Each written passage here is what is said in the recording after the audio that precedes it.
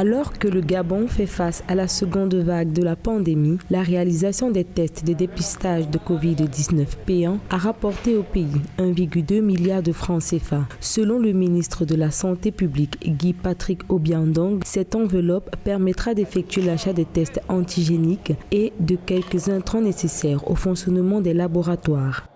Cette somme que le gouvernement a eue à travers des tests payants pourra certainement permettre aux autorités gabonaises à planifier l'acquisition des premières doses de vaccins et à organiser déjà une stratégie d'immunisation des populations qui sont en front line, notamment les médecins ou des acteurs sociaux travaillant dans la sensibilisation ou dans les mobilisations populaires contre la Covid-19.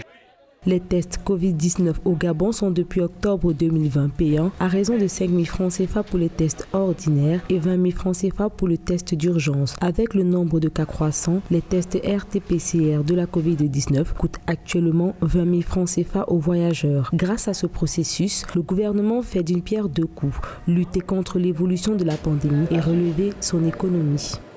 En réalité, la facture des tests Covid-19 était devenue salée pour le gouvernement, raison pour laquelle le test est passé de gratuit au payant. Vous vous rappelez, seulement en 7 mois, le gouvernement avait dépensé plus de 589,3 millions de francs CFA, hormis les frais de transport des consommables de tests. Et du coup, c'était devenu insupportable pour le gouvernement de continuer à supporter les tests et les rendre gratuits.